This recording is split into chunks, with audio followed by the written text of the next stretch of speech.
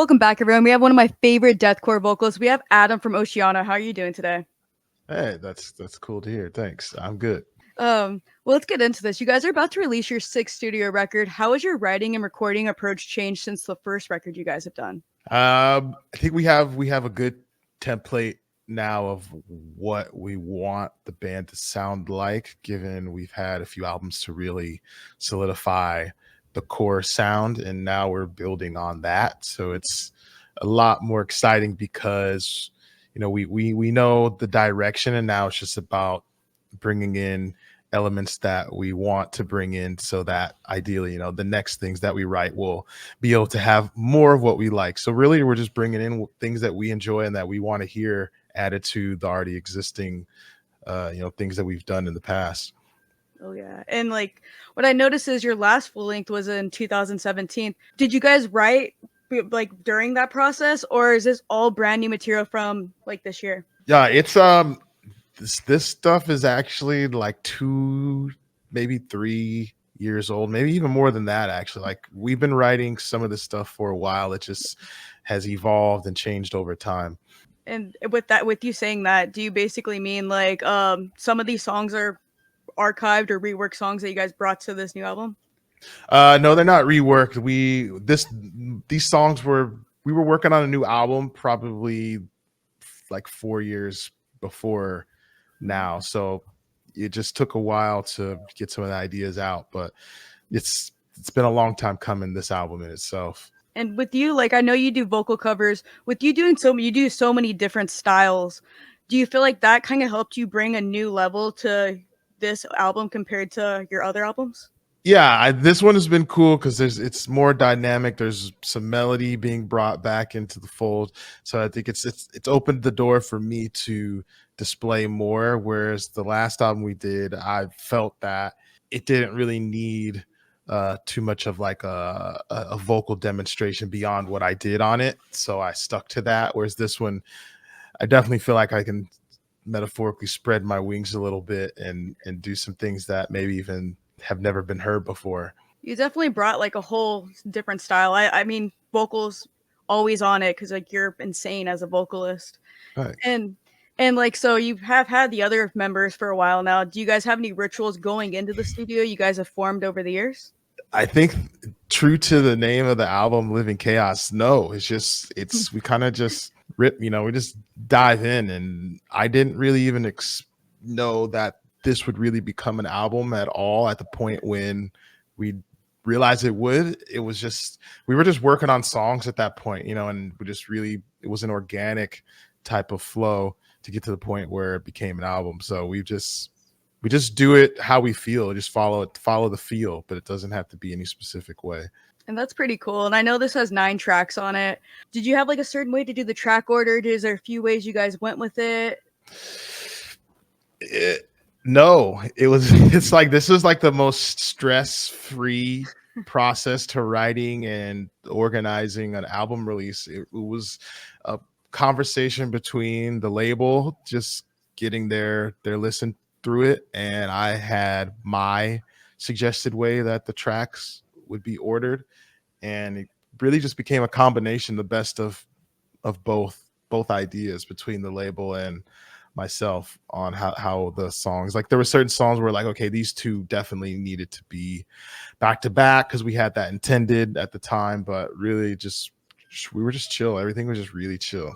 And did you get to pick the singles that have dropped already, or was that all the label? Yeah, we took into consideration one that they liked, which was Wounds Never Healed, but we also liked it too. It was just a matter of more or less we liked every song, but it was more about how do we want to, the message we want to send, given that this is our first album in a long time. So what type of message did we want to send? And what we went with was curveball first, so that it would set the tone that, it's been a while. Don't expect the same thing, but also there is familiar territory. We're just evolving the sound a little bit. I feel like this record brought like a little more layers compared to your other ones in a way. Yeah. I think the background scenescape, I think that's created with some of the stuff we have has been expanded on a lot more. So I think it sounds a lot more full, and live it's a whole different beast as well. And I know you guys are going to go on a tour pretty soon. The album should be out by then. Are you guys going to bring a lot more tracks to the set list, or are you guys going to try to keep it with an even flow? Oh yeah, it's gonna be pretty cool. We're doing between the new stuff and even stuff from the past couple albums. We're doing a lot of stuff that's never been played before. So this is like a brand new set, and I'm pretty stoked on it. We've got to play it once because we had a festival to just practice it. So we got one like live interaction with it, and it's sick. And I was missing 2 songs actually. So it's a good, nice and long set, and there's tons of songs that you haven't heard ever if you're coming to the tour, and there's songs that you maybe love but have never heard live also in the set. So it's my favorite set so far. And with you talking about you guys already done the set once through, was there any kinks that you guys had to work out with the set? I no, it went pretty smooth. I think everyone works through at certain points their own like stage jitters. So maybe not for me, but maybe for some, there's some things like that. But from what I remember, the set went as smooth as rehearsals. And with this new record, is there any songs you're super looking forward to playing live? Yes. There's a lot, and I've played them once, so the Price of Pain is really fun to play. It's tough, but it's fun. Wounds Never Healed is fun. That's all different challenge in itself as well, because they're 2 drastically different vocal styles that I'm doing. And so they're all fun, but I think that's what's cool about all the album or all the songs off the album is there's different techniques or different approaches to my vocals that I'm doing in a lot of these songs. So it keeps the set interesting for me, whereas sometimes it gets kind of boring playing a lot of the same songs off the same album back to back, because you came at it with a certain type of creative mindset, and you might have been sitting there for all that whole album, and now you're just like, all right, for a whole set you didn't expect this. I don't want 4 songs back to back. So this is cool where every song I'm doing something a little different to keep it fresh, and I did come into the writing process with that in mind as well. And with you talk about the writing process, how personal do you actually get with your lyrics? Very personal. It goes on what I'm feeling, goes off what I'm feeling, what I want to say in those moments, and then how I want to, I guess, deliver it, which would be if I want to spool it within, spindle it within a story of sorts and make it more metaphorical or be more straightforward and outright. So realistically, overall, for this new album, for Living Chaos, it's a mixture of all of that, where it's direct, but it's also intertwined within our metaphors, and there's surface level meaning to the songs, and there's also microscopic meaning to every song too, and you can expand on that further and further. So it's a very personal and highly creative process for me. And do you have any favorite lyrics that you have on this new record that you sing? Yeah, there's a few, but the one that rings true, and I think it also is good precursor to where I definitely want to take the lyrics further in the future. I believe it's Wounds Never Healed. Nothing will change until we evolve, one in the same. The awakening is close and in view. It starts with you. It starts with you. The awakening starts with you. That's a pretty cool line, though. Not gonna lie. Thanks. And then, so we're talking about being personal and like stuff like that. For you, like when you play live, is there any songs just in general in your set list that still hit you the same every time you play them live? Yes. There's 2, and we usually don't play them at the same time in the set. They usually get like cycled in and out. Lucid Reality is a really bouncy one. Lots of the bouncier songs are the ones that get me the most. It just drives the energy up real quick. So Lucid Reality is the one, and I love how it just kicks in really fast too. It just sets the tone really, really fast. And on the last show, we did that first, and it was really cool. It was very opposite to how we usually do it, where we have more like a dramatic type of roll into our set. Now, for this last show we did, it was just really just like bam, and it was very impactful. And with you playing this set that you've been talking about, how has your audience reacted? Is it normal? Is it like crazier? Because your music's wild. You know, it's very upbeat, very intense. Yeah, I think we're achieving what I've wanted, which is to have more waves. We're definitely going out to be a heavy band, but I think that capitalizing on having moments of transition in and out of that heaviness has been something I enjoy more. So those heavier parts hit even heavier. And so I would from what I hear as well, and that's the thing too. I do like to get feedback, from people that catch the set, just honest feedback. And one of the things that I've enjoyed hearing is when they can feel it, and from a live sound perspective, they can feel it. And I actually got to watch our set being rehearsed. They did like a good amount of songs for sound check, and I actually got to stand out in where the crowd would be for a whole thing, and I got to experience it. And I was like, okay, I get what they're saying. Yeah, this is perfect. This is everything that I've wanted to achieve. That's crazy, but that sounds so cool at the same time to like get to experience it from the outside. You know, kind of. Yeah, that was the first time I've ever honest, and that was just a few months ago. Like that's the first time I actually watched my own band with full house sound and everything going like on like just like a show with no one there. That was like the first time, and then I don't even know. So I was blown away, honestly. And your vocals are crazy, like you're wild. So, do you have any like rituals going into a show or after a show? Like you don't talk because like your vocals are wild, crazy. Yeah, I just like to be secluded for a little bit, just to shift into a more focused mindset. Just really, it could be as small as just a corner of a room or something, but just to kind of like shift out of whatever mindset I was in, whether it be positive, negative, and or just socializing. It's so I can just be in my own space and headspace when I get on stage. That's mostly it. Warming up as well. I do that based on just my own discretion, how I feel in the moment and things like that. That's pretty much it. I don't nothing. I'm not really a person who really.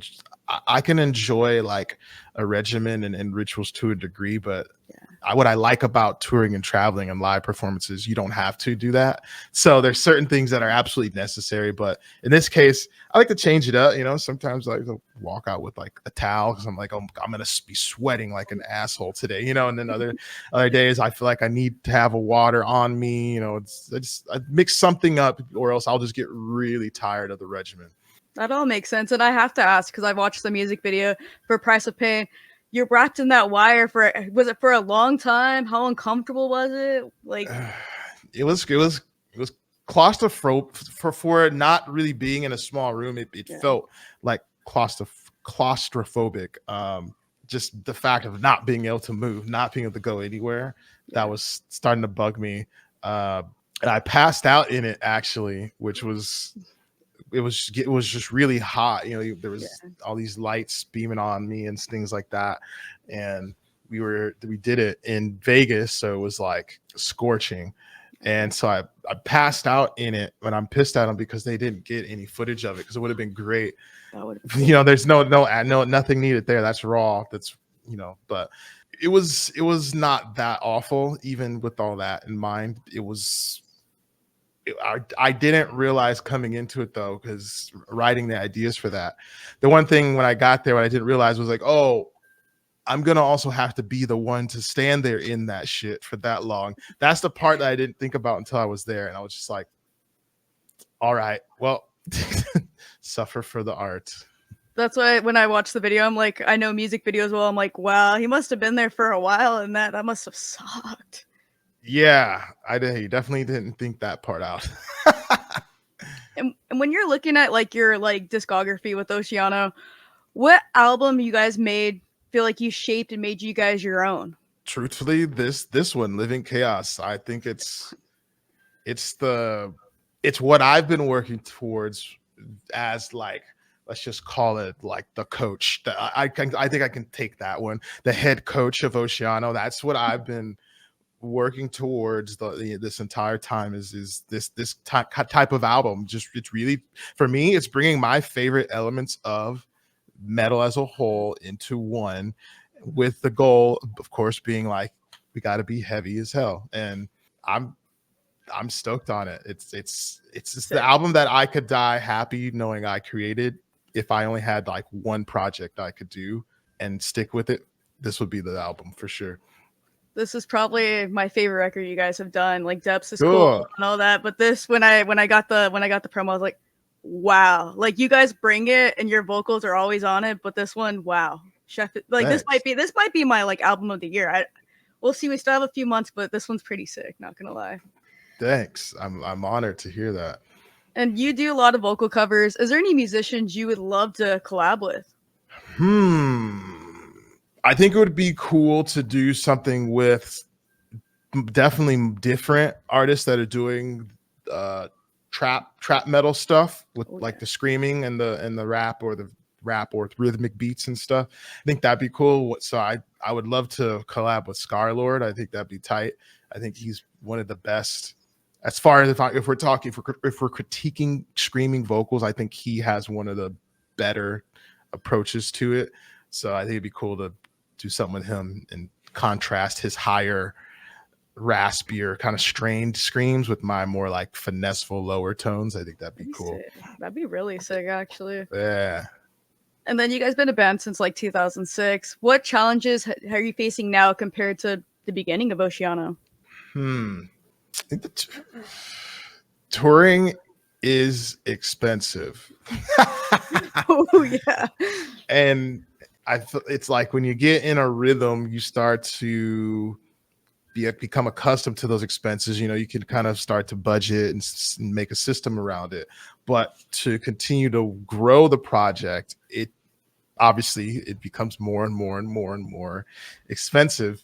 So something's got to give, you know, like it's got to come from somewhere. So that's one thing that I wasn't as focused on before, that now I'm way more focused on, being more and more and more and more involved in the growth of the band and the work behind the scenes. So that's one thing that has definitely remained consistent, but I think it's worth it, especially if you can get over that first hump, you know, the entry into it. But I think that, and through that expensive, I'll just leave this and then I'm done on this little thing. But I've also learned that it is expensive, but you should come in, especially if you're starting the band. If you're anyone out there starting a band and you want to take it further, or you're already headed that direction, you're going to have to be prepared to like take care of the people that are in your project, you know, the people that are helping you along the way.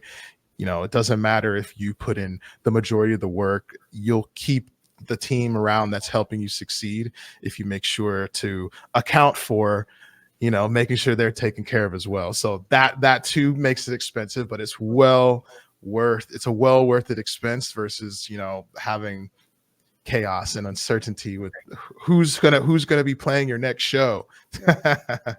Right. And with talking about touring, you've toured with a lot of cool bands. Is there anything you learned from the bands you tour with?